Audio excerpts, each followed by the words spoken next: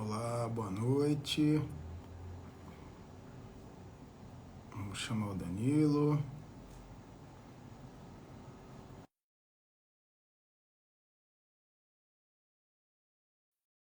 A live aqui do nosso canal do YouTube. Aí, hoje foi rapidão a entrada. Foi tranquilo. Opa! Hoje foi, graças a Deus. Perrengue por vez, né?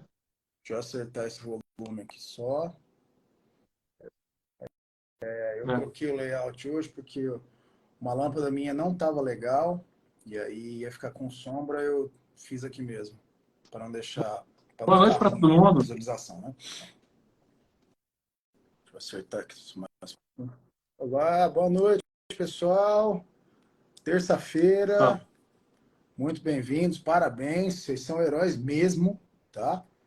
Então, a gente está fazendo hoje oficialmente o nosso período de aquecimento para o nosso Sempre desafio. assim, Desafio A Sem Medo, 28, 29 e 30 de março, 8 horas da noite, sempre online, gratuito. O que vai ter lá para você aproveitar ao máximo? Perder o medo de intubação traqueal. É o que eu costumo falar. A gente teve um contato com alguns alunos no fim de semana, e aí o que acontece? Uma coisa que a gente tem em mente e que eles confirmaram para a gente é que tem alguns colegas, alguns lugares, vira um que show, vira quando um vai entubar evento. alguém, parece um evento, né? Parece um show. E não fica. Vira um evento, fecha a porta do PS, ninguém entra. Então, assim, não é para isso, tá? A gente tem colocado alguns vídeos aí na rede que, assim, aquilo é a vida real, tá? Então, tem intubação lá de 30 segundos, 35 segundos. Para você confirmar que o tubo está intratraqueal, com curva de capnografia, 40 segundos.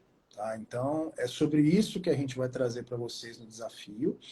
E o que a gente pode fazer para mostrar para você que você também consegue. Esse é o grande negócio. Não adianta a gente ficar segurando conhecimento, eu já sei, o Danilo já sabe, tá? E fica travando conhecimento, eu não passo para ninguém. Então a ideia é a gente passar o conhecimento, vocês vão com certeza sair de lá já com uma confiança muito maior, tá? E com uma experiência que a gente trouxe bastante coisa para montar as Via aulas, a gente está montando Via aí. Aérea não é para ser um Então, evento, né? vai E ser bem também interessante, não é para tá? ninguém deixar de pegar um plantão, de Bom, trabalhar por causa de medo de chegar um paciente em estágio, um paciente precisando ser entubado, um paciente chocado precisando ser entubado. Isso não é para acontecer. sim, A gente estudou, a gente fez faculdade, hoje a muitos gente vai fizeram botar. residência, como diria o professor Clóvis, né? Foi amamentado, eu tenho cérebro, eu posso, sou capaz, né? Eu consigo. Isso, sou capaz, consigo, né?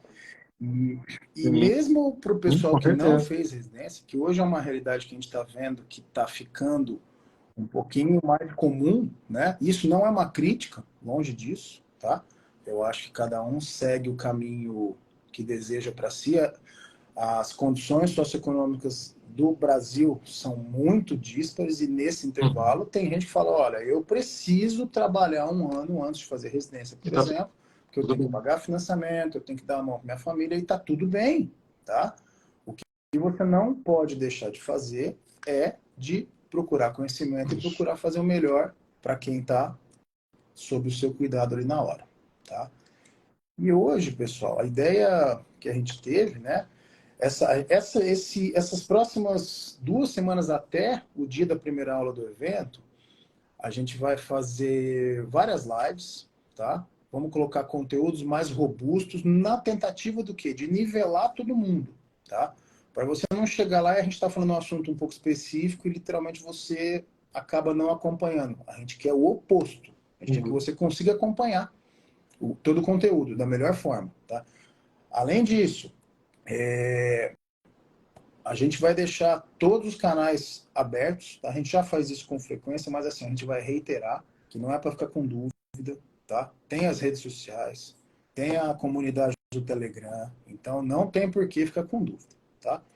E hoje um assunto, tá, que assusta uma boa parte do pessoal, que é via aérea e cardiopatia, tá? Porque você pode pensar, né? Ah, tudo bem, vou lá, consegui intubar o paciente que cardiopata, consegui fazer intubação tranquila, e aí você liga ele no ventilador e o paciente degringola de vez, tá? Então a gente vai abordar um pouco disso aqui. É um ambiente mais da área do Danilo, da terapia intensiva, tá? Porém, está intimamente ligado com a anestesia e, como sempre, a gente vai fazer a nossa terapia. briguinha, entre Sim, aspas, sempre. diária da UTI versus anestesia, tá? Então, sempre, né? E isso sempre tende a acrescentar, tá? Boa noite, No Janine. curso, no fim de semana, por exemplo, a gente tinha 8 estações, né? Com 8 professores diferentes. Boa noite. Então, assim, Boa noite, Bruno. os alunos conseguiram pegar a experiência de 8 Sim, professores essa diferentes. É visão muito legal, diferente dos tá? dois, Para o aluno é essa muito visão interessante, né? diferente Então, das vamos duas lá, pessoal. Para quem especialidades, está das duas chegando, áreas, boa noite. é muito legal. Até porque Não? a gente também já teve a vivência da UTI, não, o Paulo também já teve a vivência da UTI e da urgência e emergência. Eu já tive a vivência da urgência e emergência, hospitalar e pré-hospitalar, não tive a vivência da anestesia, mas essa visão da urgência, da emergência, da UTI e da anestesia, elas se completam. Algumas coisas têm uma diferença aí de interesse, mas é bom a gente ter essa diferença de interesses para a gente poder chegar no senso comum e poder ter um conhecimento mais robusto, né? Isso aí é muito legal.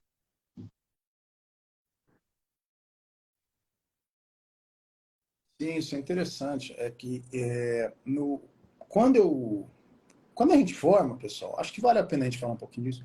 Quando a gente forma, né? Independente se Né? você vai fazer residência ou não vai, né? A enorme maioria vai trabalhar, tá?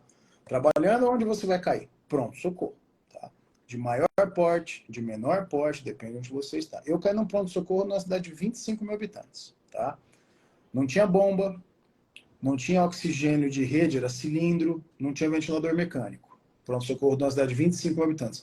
Aí tinha um pronto-socorro de convênio, que assim, era pior, né? Se for ver. Então, o que eu tinha de vasoativa? DOPA. Tá? Então, você Então, já começa a vida prática sambando na frigideira, literalmente. Depois, eu fui para o pré-hospitalar, e aí, eu caí numa outra cidade de 100 mil habitantes, né? 100 quilômetros de Ribeirão, e ali eu recebi um paciente com infarto com supra, no boa. pronto-socorro. Ali a gente tinha o que de opção? Streptokinase, tá? Leito de UTI não estava pronto, né? Não tinha leito, o pessoal deu uma vaga meio correndo, eu trombolizei o paciente no pronto-socorro. Beleza, trombolizou, reperfundiu, tudo certo. Eu levei para UTI no outro dia de manhã, passei lá na UTI de xereta, para ver como é que estava o paciente. Dei de cara com o chefe da UTI, já estava passando horizontal, né? E aí oi, tudo bem? Prazer, ó, sou o Paulo, eu que trouxe, eu vim aqui só dar uma olhada. Ah, não, ó, evoluiu muito bem, tal, tal, tal. Ah, então, você gosta de terapia intensiva? Eu falei, gosto, né? Mas não, você não quer vir trabalhar com a gente? Eu falei, mas eu não, tipo, não tinha muita bagagem, né? Aí acabei indo para terapia intensiva, fiquei uns 4, 5 anos de terapia intensiva. E quando eu decidi fazer anestésio, a decisão da anestésio foi, eu precisava de uma especialidade que eu não jogasse fora o conhecimento da terapia intensiva, que eu conseguisse unir, né? Então, foi aí que eu acabei indo para anestesia, eu juntei os dois conhecimentos e foi bem legal, tá? Então a nossa ideia aqui é justamente essa, tá? A gente conseguir trazer o melhor dos dois mundos, tá certo? Então, vamos lá. Então, como eu falei, hoje é uma praia muito mais do Danilo em termos de manejo de paciente com cardiopatia no ambiente da UTI. E aí a gente vai abordar aqui os aspectos, claro, da indução anestésica, tá? E, Hum, repito, isso é hum. a maior dúvida que a gente recebe em box, tá? Que recebe direct sobre indução anestésica, tá? O paciente não, o pessoal realmente tem muita dúvida disso e toda live, todo conteúdo que a gente colocar nas redes, a gente vai tentar puxar um pouco disso para tentar Beleza. tirar isso de dúvida de uma vez por todas, tá? Então, eu acho assim, eu acho que a gente podia começar, Danilo, por exemplo, vamos lembrar, pessoal, que a gente tem um cenário do paciente com insuficiência cardíaca, com falência de bomba, falência cardíaca, tá? A maior parte dos pacientes, a gente tem um paciente com falência ventricular esquerda, tá? Refletindo no ecocardiograma com fração de ejeção reduzida, ponto, tá? Tanto que a maior parte do pessoal da anestesia quando tem o eco, quando tem indicação de fazer o eco, a gente vai sequinho na fração de ejeção, porque muda o manejo anestésico de droga, principalmente, de invasão do paciente, em termos de catéter De central, hidratação do pressão arterial paciente, pré-indução, às vezes invasiva, né? e no manejo das medicações. Também. Então, acho que a gente podia lembrar o pessoal que a gente consegue fazer o manejo, tá, dependendo do que o paciente tem de base, em insuficiência cardíaca esquerda, tá, que é o paciente clássico, que é a maior parte, Que e é o o paciente que meu tem uma maior insuficiência medo, na verdade. cardíaca direita. Esse já Né? é um manejo mais Por delicado. quê? Porque eu da O esquerda meu também. é um O paciente meu que tem a também. fração de ejeção do ventrículo esquerdo reduzida, ou seja, ele não consegue jogar para frente o que tem de volemia lá no ventrículo. Muitas vezes acumulando aquele sangue no ventrículo e causando um refluxo ventrículo-átrio, certo? Então é um paciente que, se tiver com uma pós-carga muito aumentada, se tiver com uma volemia muito aumentada, uma pré-carga aumentada, ele não vai conseguir vencer a resistência periférica. Você tem uma resistência periférica sistêmica que esse ventrículo não vai conseguir vencer. Então pensa só, você tem um paciente hipotenso, abre 1000 de volume em tuba, que é o que a maioria das pessoas fala, né? Beleza, ótimo. O paciente está hipotenso, eu vou fazer um Aham. volumão. Abre o sorão lá, Triste. né? Que é o que a maioria faz. Ah, esse paciente está fluido responsivo, mas ele precisa de volume. Se você pega um paciente com uma fração de ejeção reduzida, não sei, uma fração de ejeção aí de 30%, joga 1000 de cara nele, você vai aumentar a volemia, você aumenta a resistência periférica ali. Por quê? Porque você tem mais volume circulante. O teu ventrículo precisa apertar para poder vencer aquela resistência e jogar o sangue para frente. Ele não vai conseguir. Ele não vai conseguir jogar para frente. Vai sobrar lá. Então, uma condição em que 60%, 70% do volume saía do ventrículo, agora não sai. Sai só 30%. O resto fica represado. E cada vez mais o átrio está jogando lá, o átrio está jogando lá e está ficando represado. O que começa a acontecer? O sangue que está no ventrículo começa a voltar para o átrio. Do átrio está vindo da onde? Do pulmão. Você aumenta a pressão osmótica, a pressão coladosmótica, a pressão hidrostática ali dentro dos vasos pulmonares, há um aumento da permeabilidade, da capilaridade, e extravasa a água para o interstício e edema pulmonar agudo. Bom, edema pulmonar, bem simplificado, edema pulmonar agudo, vai ter água no espaço alveolar, você vai prejudicar a troca não vai acontecer, o teu paciente vai ficar hipoxêmico, vai prejudicar ainda mais a ventilação. Então, o teu paciente que tinha uma pneumonia, uma PAC grave, uma pneumonia bacteriana comunitária grave, precisou ir para intubação, já tem uma fração de ejeção reduzida, você prejudicou ainda mais o teu paciente.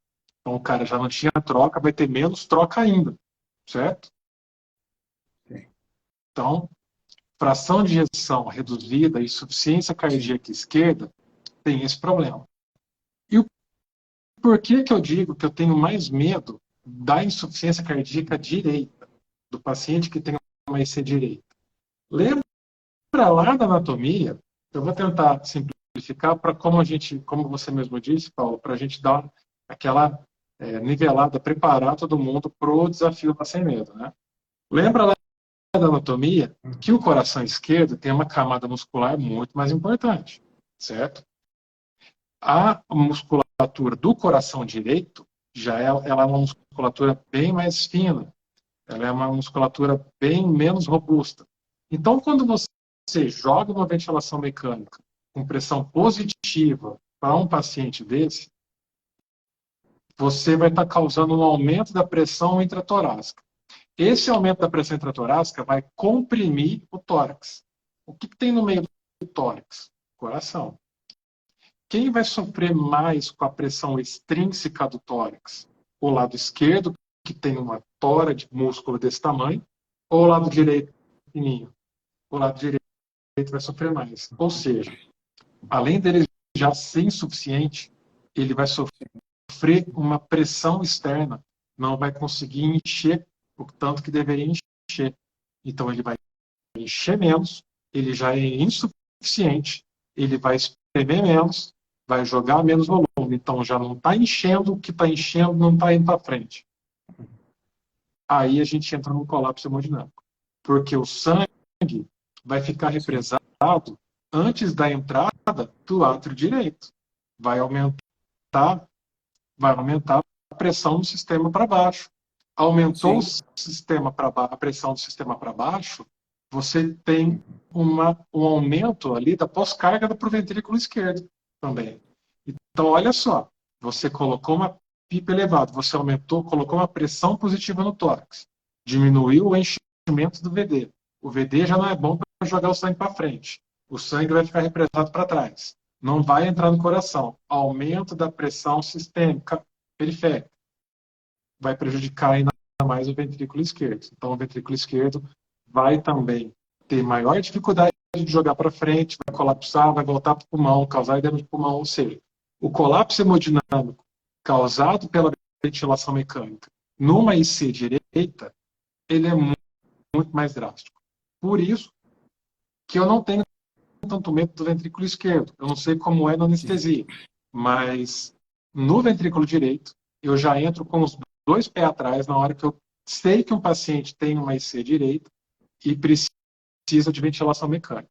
Exige toda uma preparação que a gente precisa fazer, que eu vou passar alguns passos aqui depois, a gente vai discutir.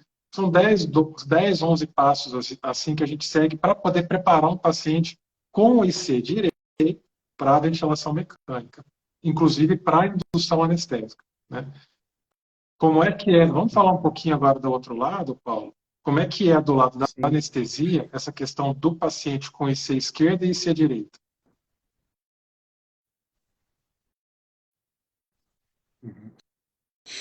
Uma coisa que eu queria falar antes da gente abordar especificamente esse lado, vamos lembrar, pessoal, o seguinte, né? A gente abordou aqui rapidamente a IC esquerda e direita, tá? E não abordamos especificamente a etiologia dessa falência de bom, tá? A gente poderia simplesmente inserir nesse cenário, vamos supor que seja um paciente, tá? Que não tem nenhum defeito estrutural valvar, tá? E tem uma cardiopatia isquêmica, tá certo? E ó, tem uma pergunta que a parte do colapso no ventrículo, me fala a qualquer colega coisa, se não perdeu que a der tempo, internet se a travou. A gente a gente discussão for volta, muito a gente longe, volta. me Tá? manda uma mensagem depois, Isso. que aí eu explico para você direitinho como é que funciona o colapso do VE e do VD.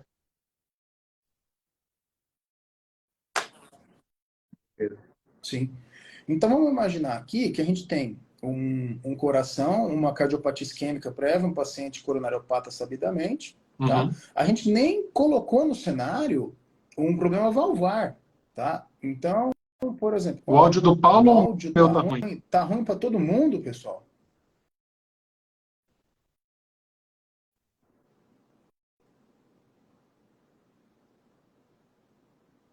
Pessoal, dá um feedback pra gente aí do áudio, por favor.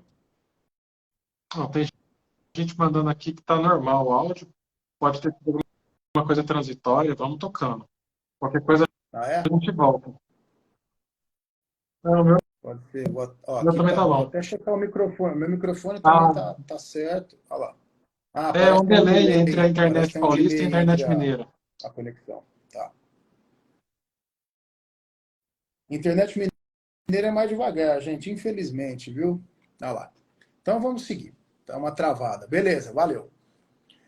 Então, nem adicionamos, por exemplo, uma estenose mitral, por exemplo, que a gente teria, no caso, quando você tem a válvula mitral que quando você tem estenose que ela acaba não tendo uma abertura direito, então assim, esse sangue vai acabar represando, tá? E mais um detalhe que eu queria falar, uma vez que você começa a ter, né, paciente que entra em edema agudo, por exemplo, e começa a ter hipóxia, você tem uma resposta compensatória, tá? Que é uma vasoconstrição pulmonar em resposta à hipóxia. E isso, por si só, já traz mais gravidade num ventrículo direito que está doente.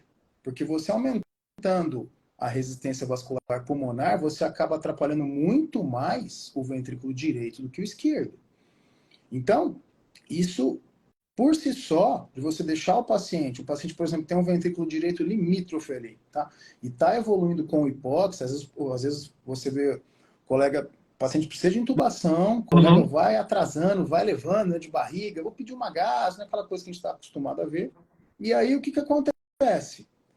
Você tem um aumento da resistência vascular só pelo estímulo da hipóxia. Então, você está piorando mais ainda aquele ventrículo direito que já não tem uma estrutura física para aguentar, porque ele trabalha num limite de pressão muito menor, ao redor de 50 milímetros de mercúrio, mais ou menos.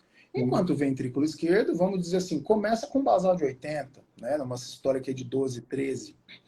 E uma outra coisa também que a gente precisa entender, né, antes da gente seguir, é que quando nós estamos em ventilação espontânea, igual nós estamos aqui conversando com vocês, a gente funciona, o ambiente intratorácico funciona com pressão negativa.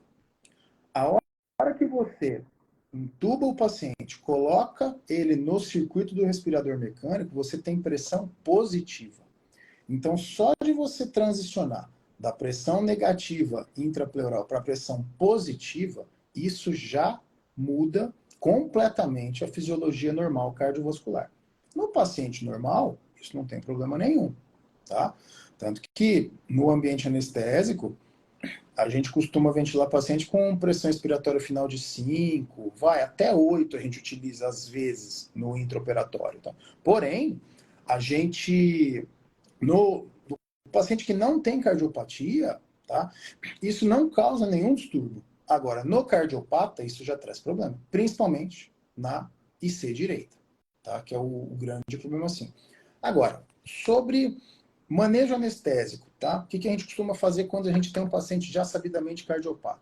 Primeira coisa, tá? Pressão arterial invasiva. Quando o paciente tem uma pressão, tem uma fração de ejeção muito baixa, tipo menor que 30, tá? 30 é o gatilho, geralmente. Então, esse paciente a gente invade antes, tá?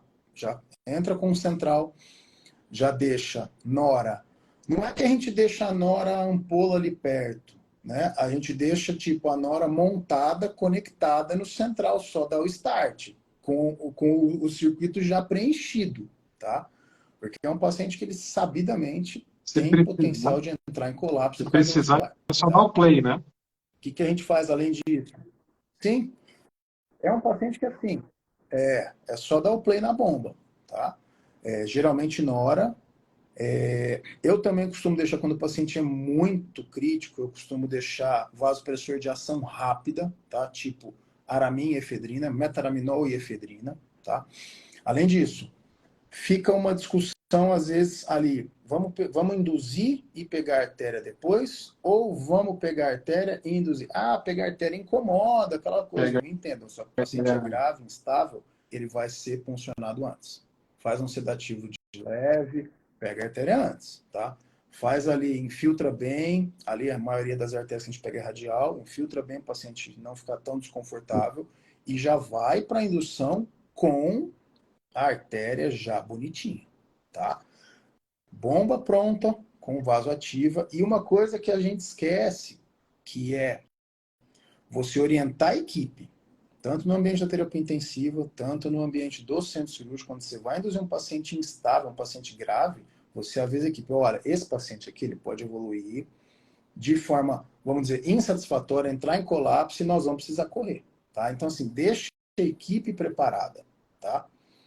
Então, acho que isso é uma conduta que a gente não tem o hábito de fazer, mas eu acho que é muito importante preparar o terreno para essa questão de verbalizar tá? o plano A, plano B, plano C, de que pode dar problema, isso é uma coisa que deveria ser cultural para a gente, né?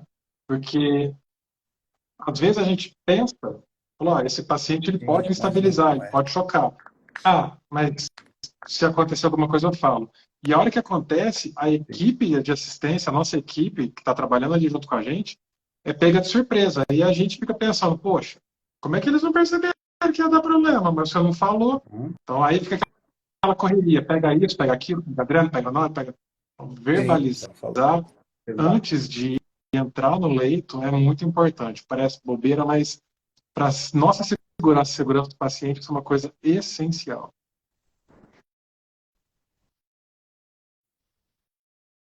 E nesse paciente especificamente, né, no cardiopata mais grave, mais instável, tá?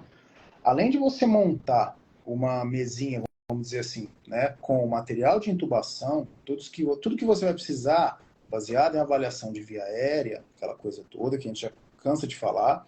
Então, o paciente tem preditor de via aérea difícil, vamos fazer o quê? Vamos deixar um vídeo laringo se tiver disponível, vamos deixar um buje na mão, vamos deixar todo o material relacionado à intubação, propriamente dito. E nessa mesinha você agrega, além das drogas anestésicas, as outras medicações para que você não seja pego de surpresa. E acredite, o paciente com insuficiência cardíaca direita, ele afunda em segundos na Treinamento tua da frente. equipe, isso Tá? mesmo. Então, precisa ter precisa ter esse backup, tá? Não adianta correr monta nora, não vai resolver. Você vai perder o paciente, tá? Então isso, alguns pacientes, inclusive, quando você tem prevenção sempre, meu amigo, sempre. Quando você tem um paciente mais limítrofe ou num porte cirúrgico maior, tá? Cirurgia da aorta, por exemplo, né? Então, a gente pode lançar mão de além da invasão do paciente com artéria e com catéter venoso central, tá?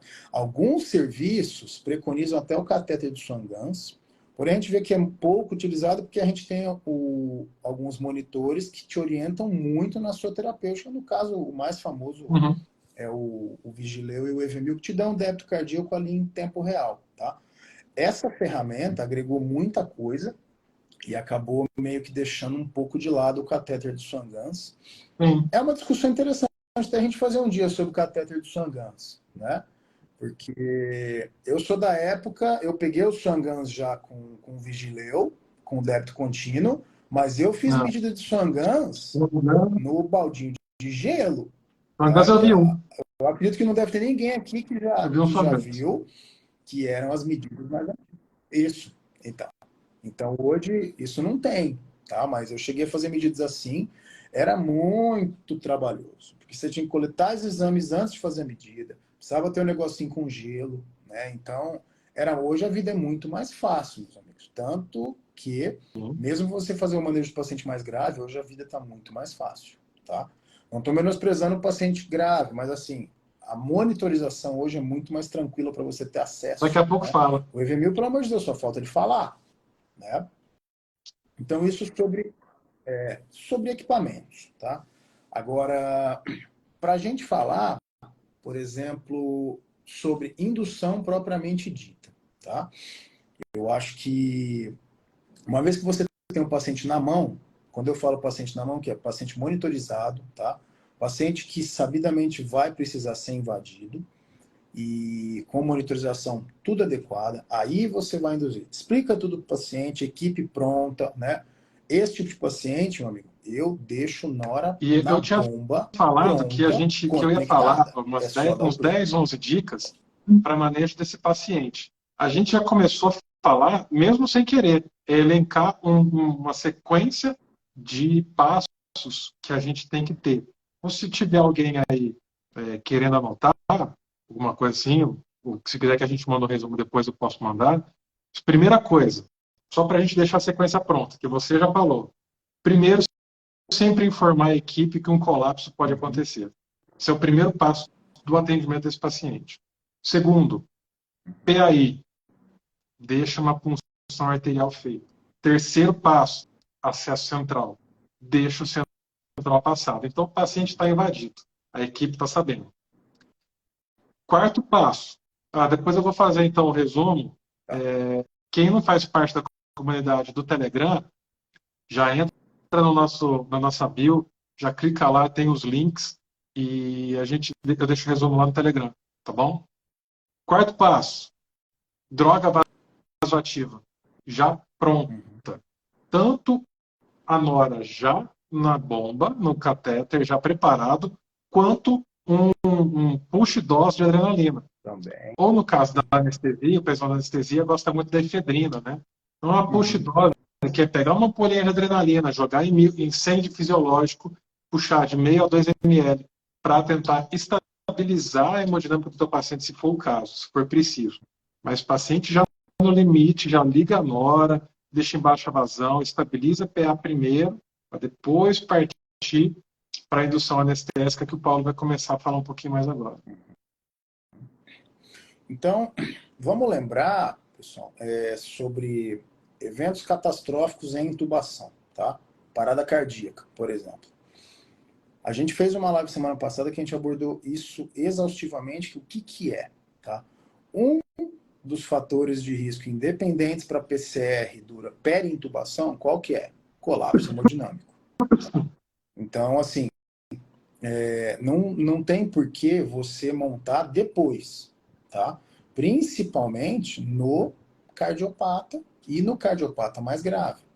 Então, esse paciente, você precisa evitar que ele fique em hipóxia, você precisa manter uma hemodinâmica favorável a você, tá? Isso previamente à indução anestésica. Se você quer começar, por exemplo, a fazer uma dose de opioide para o paciente, enquanto você está ali acertando nora. Outra coisa, vamos deixar claro: cálculo de dose de noradrenalina. Não deixa para fazer o cálculo da dose a hora que o paciente está quase parando. Não, eu vou fazer um bolinho de nora. Não faça o bolinho de nora. Quer fazer bolos de alguma coisa? Efedrina, metaraminol, tá? Outra opção. Dose de Muito adrenalina. mais importante cirúrgico, ou a push-dose de adrenalina. Não inventa de fazer um bolinho de nora, porque a resposta é totalmente imprevisível. Tá? E às vezes você pede para alguém fazer um bolinho, e o alguém, pode ser que o bolinho para alguém são 3 ml da solução. Para outra pessoa, pode ser 1 ml. Então, isso vai te trazer problema. Às vezes você sai de uma pressão, o paciente está com 81 de sistólica na PAI, e você vai para 190 de sistólica. Esse é um paciente que você não pode ficar comendo esse tipo de bola, tá? Pisando no tomate desse jeito. Você está pedindo para ter complicação, tá? Então, se você quer fazer, por exemplo, o fentanil, tá? No caso, um opioide, ou se você, a gente, às vezes, na anestesia, a gente começa uma dose pequena de remifentanil, tipo 0,01 micrograma quilo minuto ali, o paciente chegou, a gente pega a artéria, o paciente está estável, começa um remifentanil, tá? Beleza. Deixa ele começar a fazer o efeito devagarinho, tranquilo, o paciente vai ficando mais relaxado, aí você faz um pouquinho de midazolam, tá? Eu vou só dar um cenário rápido, depois a gente vai aprofundar um pouquinho em o que fazer, tá direitinho.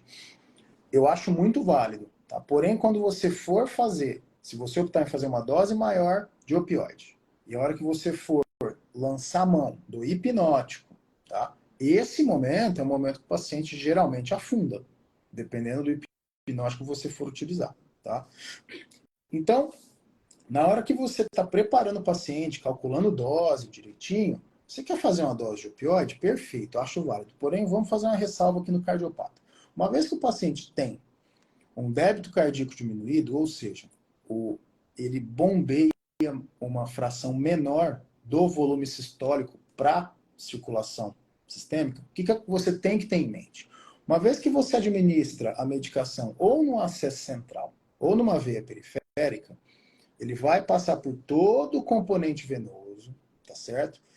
E aí ele vai cair câmara direita, depois ele troca de câmara e vai. O paciente que tem débito cardíaco diminuído, esse trâmite até a medicação circular e chegar lá no receptor Mi, no caso do opioide, demora mais. Então você pode pensar, Olha, você vai lá, faz uma dose pequena do opioide, espera aí, por exemplo, 3 minutos, tá? O paciente não tem efeito nenhum. Cuidado, eu vou repetir a dose, tá pouco, cuidado. Com o opioide, você vai ter pouco efeito, mas no hipnótico, você tem problema, tá?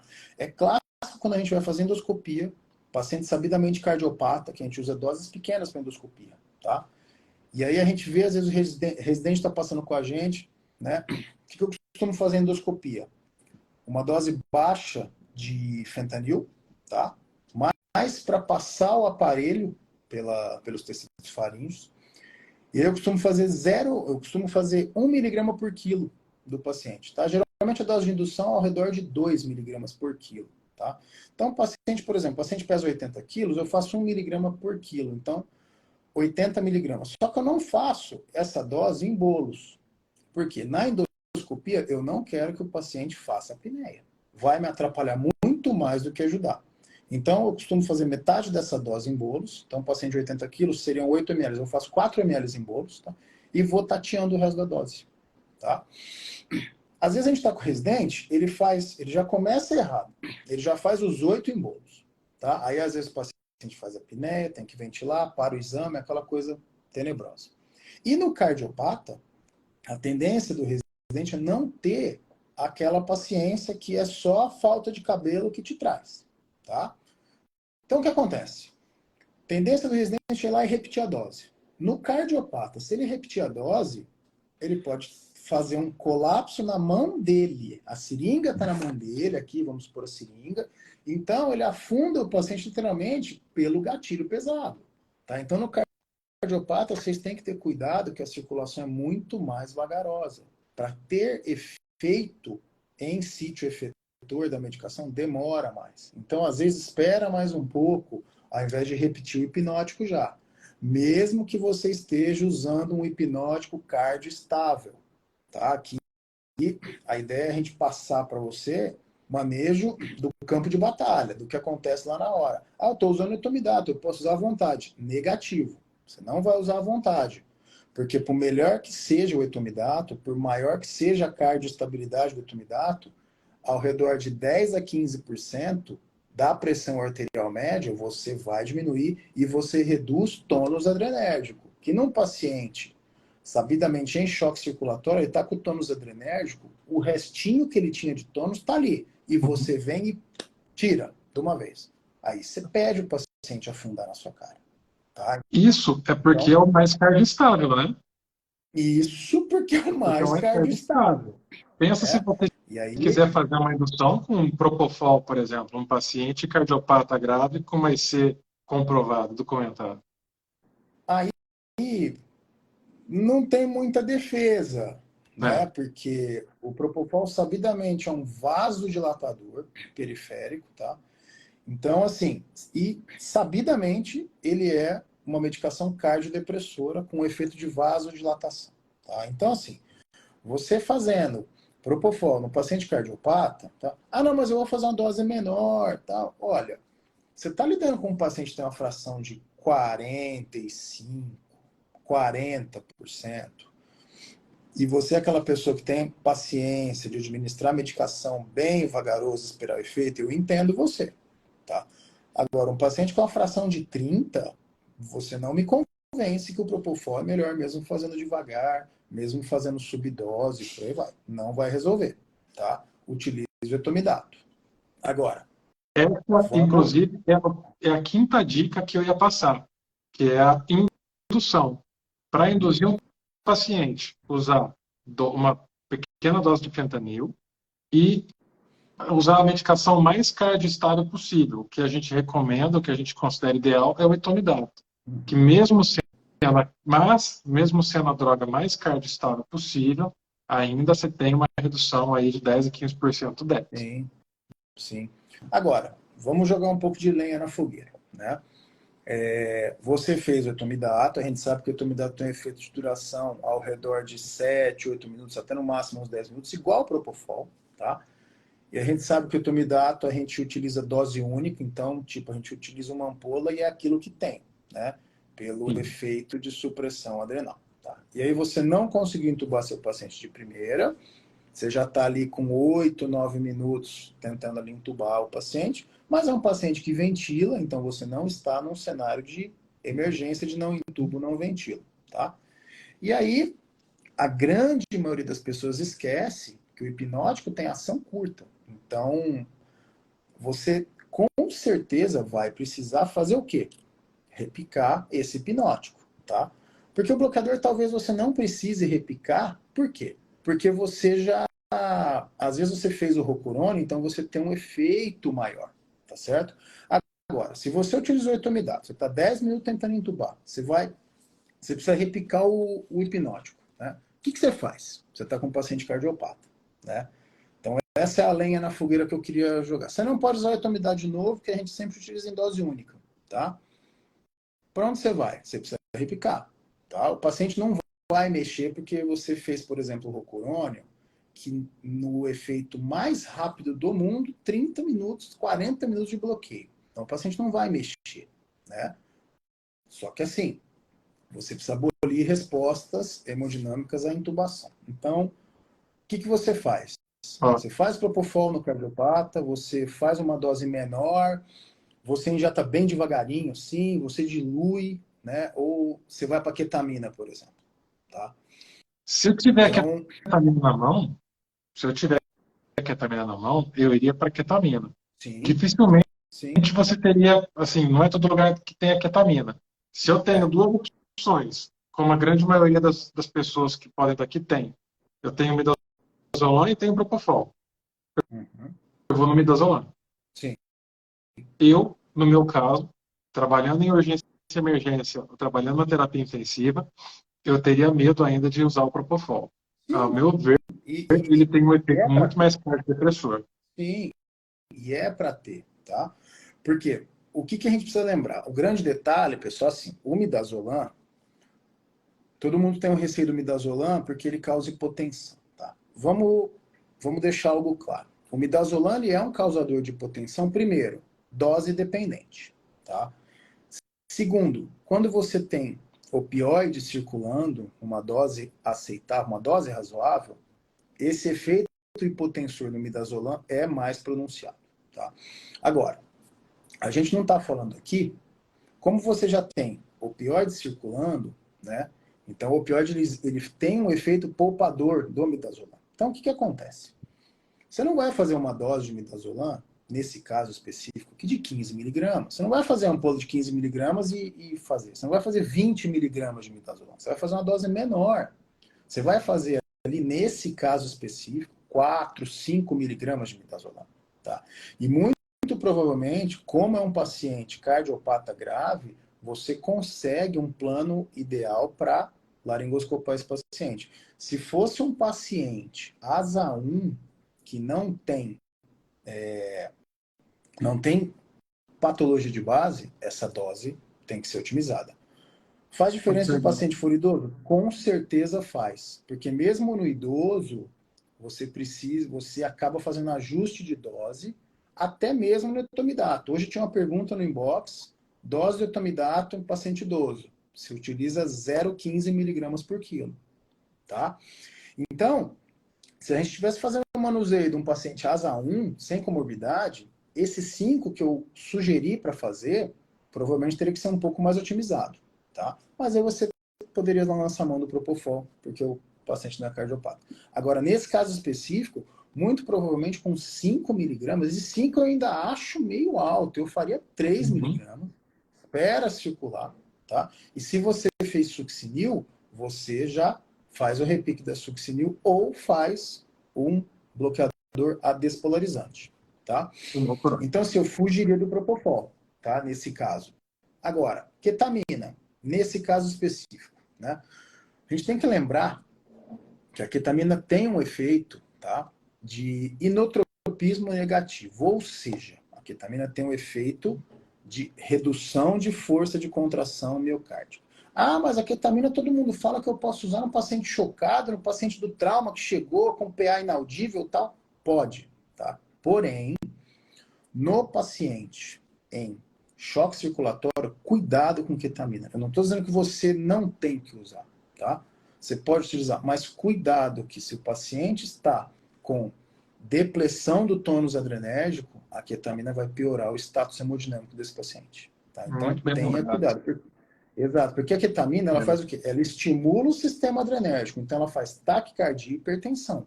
No paciente que está chocado, um politrauma, por exemplo, você recebe na porta, perfeito, tá? Só que se esse paciente já tem exaustão do tônus adrenérgico, a ketamina pode piorar. E quanto que a gente faz nesse paciente, tá? Nesse paciente cardiopata da queta, que você fez o etomidato, não conseguiu ali, eu preciso repicar um hipnótico, quanto nós vamos fazer de ketamina, tá? Você precisa usar a dose de indução, tá, de 2 miligramas por quilo? Muito provavelmente não. O que eu te oriento a fazer? Faz meio miligrama por quilo, tá? E observa a resposta, porque nós estamos diante de um paciente instável do ponto de vista cardiovascular, tá? Então não é para você trazer mais problemas ao sistema cardiovascular dele com mão pesada de droga, tá? Principalmente se é um paciente que você ele consegue ventilar, perfeito, tá? Que você não pode deixar o paciente em hipóxia, fazendo vasoconstrição pulmonar hipóxia, piorando a carga do ventrículo direito dele, tá? E não pode deixar o paciente com pressão arterial limítrofe, tá? Isso tudo se aplica em criança também, eu mudo o contexto. No idoso, você tem que ter um pouco mais de cuidado. Na criança, o que acontece? Dependendo da idade da criança, você acaba utilizando uma dose um pouco maior, tá? A gente pode fazer uma outra discussão sobre crianças que muda um pouquinho o conceito, principalmente se a criança é cardiopata do ponto de vista congênito. Aí muda muito o manejo, tá? Então, mas você tem alguns ajustes, principalmente em dose, quando a gente fala em criança, tá certo? Então, a ideia de você trazer um ajuste hemodinâmico prévio é justamente para a hora da indução anestésica. Essa é a hora do vamos ver no paciente cardiopata, tá? Então, assim, conseguiu fazer uma indução, o paciente ficou estável, vai lá, entuba o paciente, acopla ele na ventilação mecânica, e aí você consegue um manejo mais adequado, tá certo? E, além de tudo, não pense que é só porque o paciente está com insuficiência respiratória, você entubou o paciente e o problema está resolvido. Muito provavelmente não está resolvido. Tá? Muito provavelmente. Principalmente com os ajustes do ventilador mecânico. Tá? É um paciente que você vai tateando o que ele aguenta de resposta, principalmente de pressão respiratória final, de volume corrente, inclusive, tá? De pressão de platô. Então você precisa, esse paciente, o Danilo sabe muito melhor que eu, tem mais manejo que eu nisso hoje, que é você ir tateando o que o paciente aguenta e vendo se aquela sua terapêutica foi eficaz. Né? Não é só, não, vamos ver, vira e sai. Não, é um paciente que vai demandar uma atenção sua, provavelmente, o plantão todo, e no caso do centro cirúrgico, o paciente você vai ficar do lado dele todo o procedimento. Não tem como fugir. Não tem como fugir. Inclusive, esse paciente, quando entra no ventilador, aí vai mais 2 dicas desse manejo, da listinha que eu tinha linkado. Esse paciente no ventilador, ele precisa tanto ser evitado uma PIP, né, uma pressão positiva muito alta, quanto um volume muito alto. Então, se você precisa colocar volume, se o paciente está precisando ser mais ventilado, é muito melhor você evitar um volume corrente muito alto e privilegiar a frequência do que ao contrário. Como assim? Em vez de eu colocar 500 ml de volume e jogar uma frequência respiratória de 12, nesse paciente é muito melhor você jogar um volume pequeno, 280, 300 ml, uma frequência mais alta, para evitar a distensão do pulmão, já apertando mais ainda as câmaras cardíacas, e assim mantendo um volume minuto correto. Eu preciso de um volume minuto ali de 7 litros por minuto. Beleza. Nada te impede de colocar um volume corrente pequeno, uma frequência respiratória mais aumentada.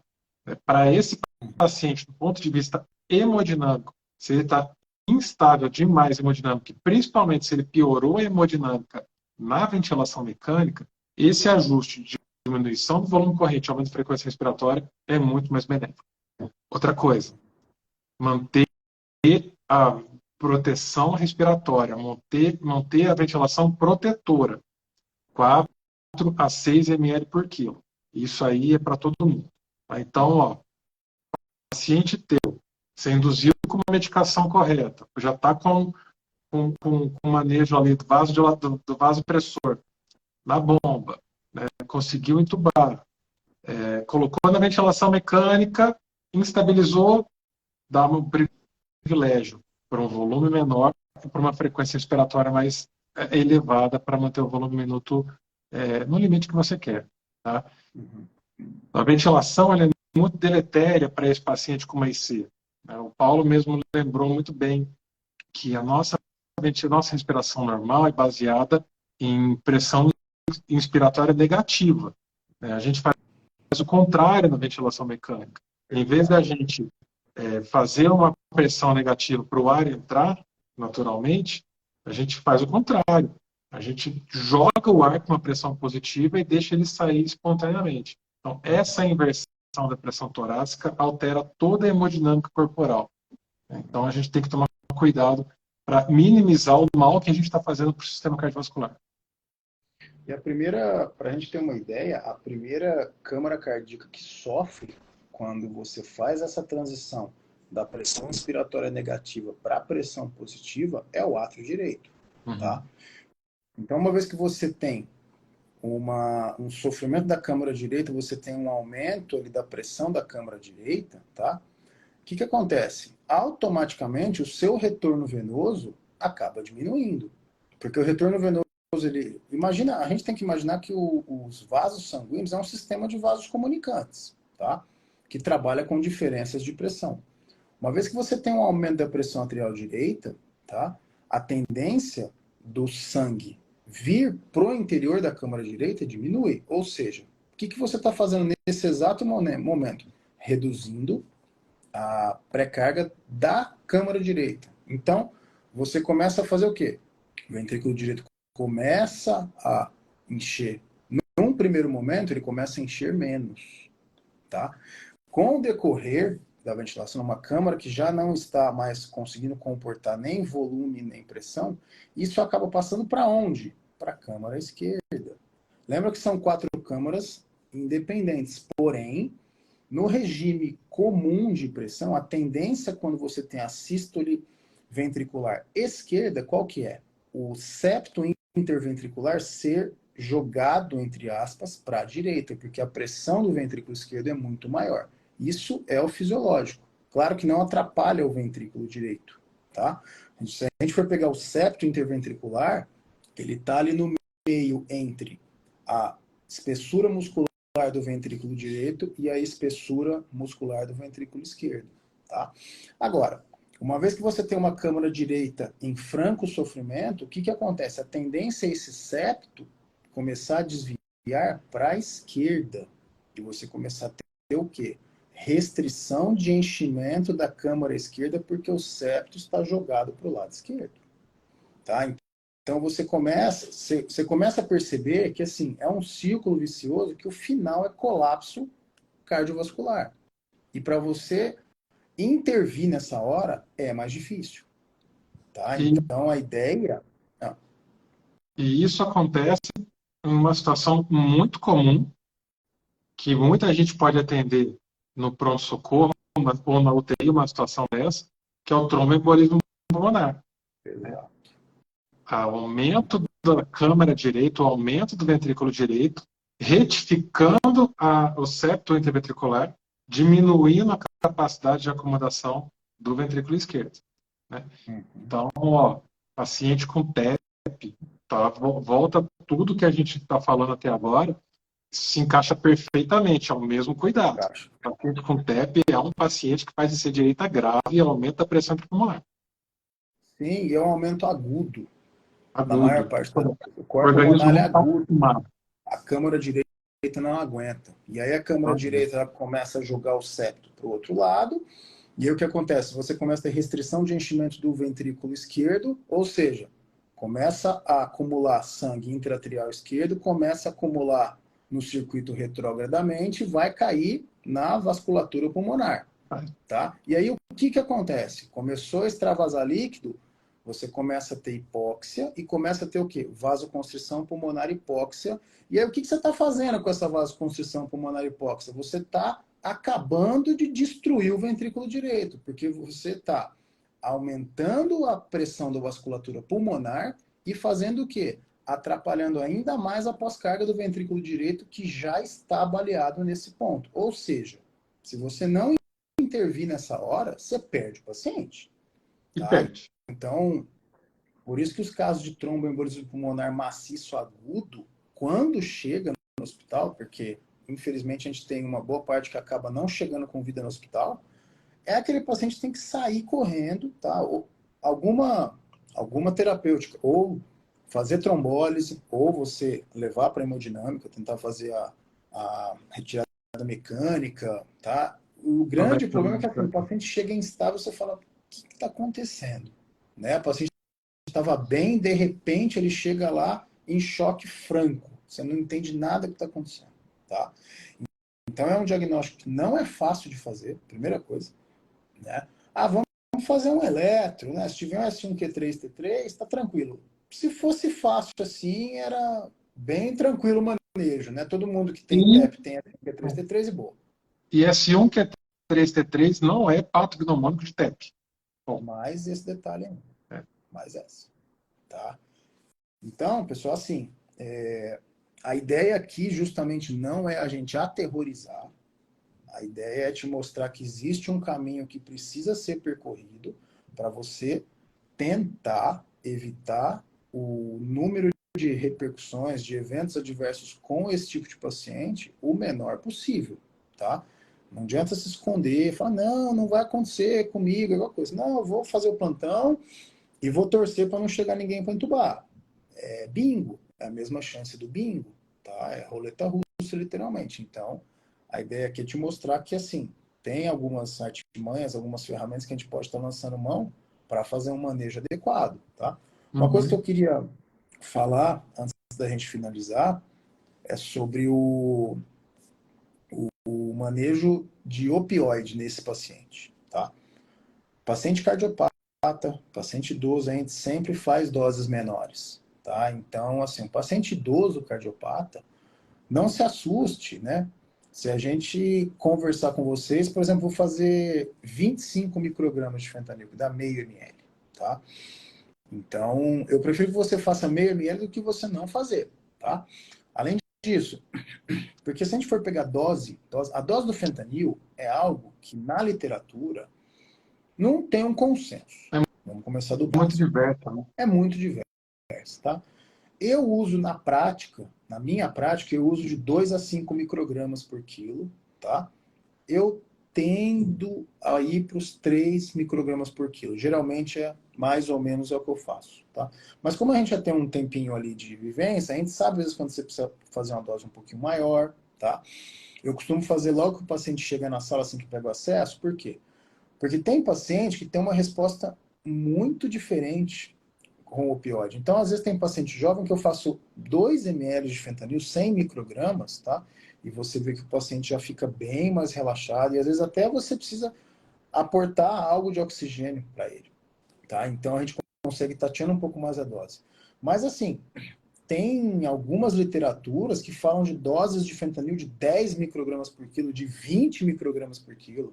Eu já vi cardíaca que o colega usou 30 ml de fentanil na cardíaca. Isso não é uma crítica, tá? Longe disso. Isso aqui é só alguns cenários que eu já passei, que eu queria dividir com vocês, tá certo? Então, já vi 30 ml de fentanil na cirurgia cardíaca. Então, é um estímulo muito intenso, tá? Então, a gente já viu isso. Lick, manda pra gente um inbox que a gente vai passar para você o link do grupo Telegram. O pessoal acabou de me avisar que o link não está lá, na onde eu falei da nossa bio. Então, quem quiser o link do grupo Telegram, manda um inbox para a gente que a gente manda de imediato para você. E já perguntaram isso pra gente, pessoal. Vou aproveitar o gancho, tá? Que assim, poxa, por que Telegram? Tá? Porque no WhatsApp, né, a gente sabe que o WhatsApp é mais difundido, porém o WhatsApp tem um probleminha no nosso entender. Tudo que a gente posta, o Telegram, se você entrar hoje, você vê tudo que já foi postado. O WhatsApp não. Então, às vezes a gente precisa repostar o que a gente já postou, e aí quem já está lá está recebendo conteúdo repetido. Então a gente não acha certo com quem já está lá receber coisa repetida. Uhum. Então por isso o Telegram. Tá? Além de tudo, o Telegram não tem limite de pessoas nas comunidades do Telegram, nos grupos do Telegram. Então, enquanto o WhatsApp cancela não, bloqueia o grupo até 512 pessoas, o Telegram é livre. E a grande vantagem para a gente é que todo o conteúdo está lá e a pessoa que entrou naquele dia consegue ver tudo que já foi postado e eu não atrapalho quem já está lá recebendo coisa repetida. Tá certo? Então é Ó, só por por exemplo, isso, é uma questão logística. hoje a gente postou um vídeo no nosso Instagram de um ventilador mecânico do paciente querendo ir para teste de respiração espontânea, né, para TRE. Eu já coloquei ela no Telegram uma discussão sobre esse caso, falando dos critérios, o porquê que esse paciente iria ou não iria para teste de extubação. Então, o pessoal que está no Telegram já viu. Quem entrar no Telegram hoje, a partir de agora, vai ter a oportunidade de ver tanto o vídeo, quanto as perguntas, quanto o meu vídeo de explicação, e a gente pode postar alguns artigos e fazer uma discussão melhor. Então, eu particularmente sou muito fã do Telegram por causa disso. E a ideia, pessoal, é justamente conversar, tá?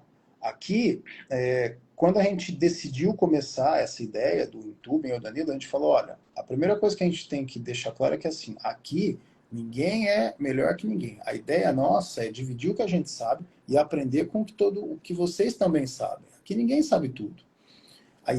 O intuito do Telegram é justamente esse, a gente fazer uma discussão, tá? Porque hoje ali, a maior parte das pessoas está com o telefone no bolso, né? Então, às vezes, a pessoa tem alguma dúvida, se a gente estiver tranquilo, a gente responde, não tem problema. É que a gente também trabalha todo santo dia, né? A gente não está... É um ou outro período que a gente está livre, né? Então, tipo, a gente maneja realmente via aérea todo santo dia, tá? Paciente mais grave, paciente mais tranquilo também.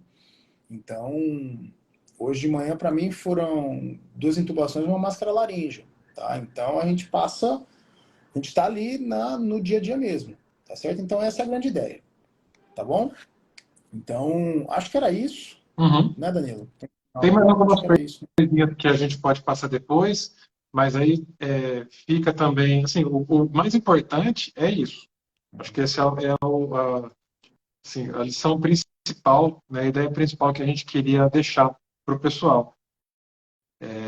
Depois eu vou mandar um resumo para quem quiser, manda mensagem para a gente, eu mando um resuminho bem legal com aqueles passos, deixo no grupo também da nossa comunidade lá no Telegram o resumo disponível e a gente pode até fazer uma discussão depois em vídeo com esse resumo de hoje, de repente até conseguir discutir um pouquinho sobre princípios de hemodinâmica, colapso hemodinâmico dos pacientes que estão em ventilação mecânica.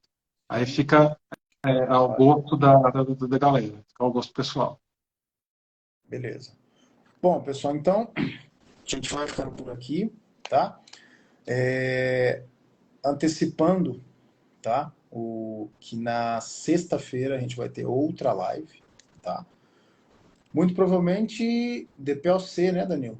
Muito provavelmente DPLC. É um assunto muito legal de a gente discutir também. DPLC, E é um tá? manejo de intubação e de esquema ventilatório que é muito importante a gente saber. Isso aí chega muito para a gente no pronto-socorro, acontece muito na UTI e também, acredito eu, que no centro cirúrgico, né? Sim, sim. E assim, a gente tem alguns aspectos relacionados com manejo de ventilação mecânica, com indução, né? Então, acho que é hora da gente fazer, tá bom? Então, para todo mundo que está aqui até agora, muito obrigado, tá? Na sexta a gente se vê de novo, aqui 8 horas, mesmo horário. Na sexta a gente vai fazer às 7 horas, lembra? Na sexta a gente vai fazer às 7 Uhum. horas, tá? Por uma questão logística de hospital, tá? Que não teve como a gente manusear isso, então a gente gosta de fazer às 8, que é o tempo do pessoal chegar em casa, principalmente quem mora em São Paulo, que é uma logística difícil, mas na sexta a gente vai precisar acabar fazendo às 7 por logística de hospital, tá? Então, mas é uma abordada POC com via aérea também, com anestesia, tá certo? Então, obrigado para todo mundo. A gente vai mandar um artigo também que a gente achou para a gente colocar na comunidade. Ó, a colega perguntou da possibilidade de uma live sobre aspecto em crianças. A gente pode ver essa A gente pode demanda para organizar. fazer. Não A é gente o meu pode pensar forte, assim para fazer, pode tá ser bom? adulto, né? Mas Sim. E a gente assim, o pode que, que organizar. acontece? Teve uma colega que colocou que foi muito rápido. É que assim, gente, como é que eu vou explicar para vocês? Para a gente fazer a exaustão do tema, tá? Nós vamos madrugada fora. Uhum. Não tem como, né? A ideia também é incitar a discussão do tema, né? E a gente conseguir fazer também isso na comunidade, tá? Porque com isso aí todo mundo evolui no conhecimento, que é o que a gente mais quer aqui no Instagram, no YouTube, nas nossas redes aí, de forma mais difusa. Tá certo? A gente vai continuar dividindo tudo isso aqui com vocês, tá? Tanto que se não tivesse vocês não faz sentido, tá? Porque Sim, claro. eu ficar dividindo todas essas coisas com o Daniel, a gente conversa todo santo dia. Então, a gente acaba já estando mais entrosado em conduta, essas coisas. Mas a ideia é passar para o restante, principalmente que a realidade de São Paulo, ou até de Uberlândia também, que é uma cidade grande, não é a realidade do que tem por aí. A gente conversou com o pessoal que veio de longe para o curso, a realidade aí é muito difusa. Então, realmente o pessoal Né? demanda isso. E nós vamos estar aqui para dar a mão para vocês. Beleza? Beleza. Então, gente, só lembrando, aquecimento para o desafio Vá Sem Medo vai acontecer no dia 28, 29 e 30 de março, às 20 horas, é gratuito. O intuito é ajudar você a perder o medo de entubar, de manejar uma via aérea. Tá bom? Cadastra lá para receber as nossas novidades. Entra no nosso grupo para a gente. Quem quiser o link do Telegram, manda. Quem quiser só o resumo dessa live de hoje, manda. A gente vai preparar um resuminho legal para vocês. E a gente quer encontrar com vocês lá no nosso grupo para a gente poder discutir bastante, para a gente trocar conhecimento. Acho que vai ser uma coisa muito legal. E muito obrigado por todos que estão mandando mensagem, que estão aqui com a gente até agora. Isso. Todos heróis, até às Obrigado 9 mesmo. horas, 9h10 da noite aqui dessa terça-feira. Exatamente. Porque se a gente não tivesse vocês, é o que eu falei, não faz sentido, tá? Então, vamos continuar. A gente abre caixa de pergunta. Se não tiver a caixa de pergunta, tem dúvida, manda direct pra gente, escreve na comunidade. A gente mesmo que responde. Isso é uma coisa que a gente estipulou desde o começo. Quem responde dúvida, seremos só nós dois, tá? Então, se porventura os dois estão enrolados, ocupados, trabalhando literalmente, a gente, assim que tiver um tempinho, nós vamos responder. Tá certo? E hoje com rede social é muito mais fácil. A gente tem que ver, tem muita coisa ruim na rede social, mas tem muita coisa boa, né? Então a gente consegue às vezes sanar a dúvida de um colega que está lá em Manaus, às vezes em questão de minutos. Isso é o mais bonito da rede social, tá certo? É a forma que você utiliza, né? Então isso é indiscutível, a vantagem é muito grande, aproxima muito esse país gigante que a gente tem. Tá certo? Então tá bom, pessoal. Obrigado. Até a próxima. Sexta-feira às 19h, excepcionalmente, tá? E até lá, estamos por aí. O que precisar, estamos disponíveis. Tá certo, Danilo? Abraço. Valeu. Abraço Até para todo mais. mundo. Tchau, Boa noite, tchau. pessoal. Tchau, tchau.